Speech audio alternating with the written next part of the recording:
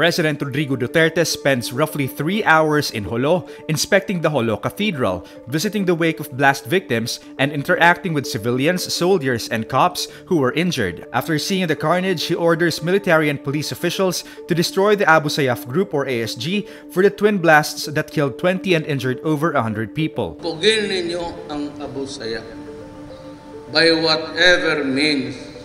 Early in his presidency, Duterte also ordered Abu Sayyaf kidnappers blown up at sea. In the aftermath of the Jolo Cathedral blasts, Duterte also says he will use all his powers against ISIS. Ang ISIS, kayo rin ang humihingi. Pakang ko talaga kayo. Gagamitin ko lahat. ISIS claims the attack, but the police and military are still verifying the terror group's claim. Authorities are looking at 6 persons of interest based on CCTV footage. Duterte asks for the help of Sulu residents in cracking down on terror groups in their midst. Pagka mayroon kayong nakatira diyang Abu Sayyaf, alisin ninyo o isumbong ninyo. Pag hindi, pag nahulog yung bomba sa ulo ninyo, the appeal was also a warning. The president says he wanted government troops to bomb hideouts of the ASG, and the civilians living in or near those places have to be ready for the attack. Ibomba mo na nyo lahat. Ngayon, kung may inosente mamatay, iwasan ninyo. Iwasan hanggang ano. Pero kung sabihin mo lang takot ka mag-attack kasi makapatay ka ng inosente, natalo ka.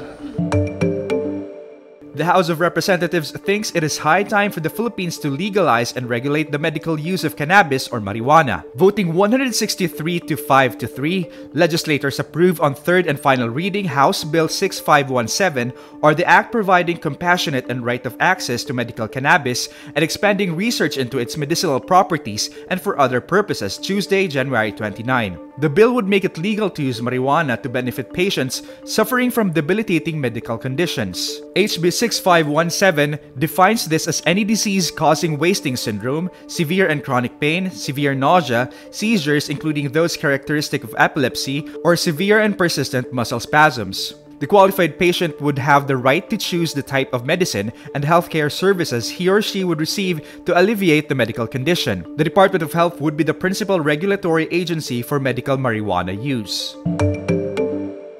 The United States announces sanctions against Venezuela's state oil company in a coordinated effort with the main opposition leader to cripple embattled President Nicolas Maduro. The measures are meant to prevent Maduro from looting the coffers of his economically ruined country before he is replaced by the man Washington says is the rightful interim president, opposition leader Juan Guaido. Maduro has been in charge since 2013, but his re-election in May was branded illegitimate by the European Union, United States, and Organization of American States. But Maduro retains the backing of powerful armed forces as well as support from China and Russia. Venezuela was once a Latin American success story and has the world's largest oil reserves, but has been driven into the ground during years of hardline leftist rule.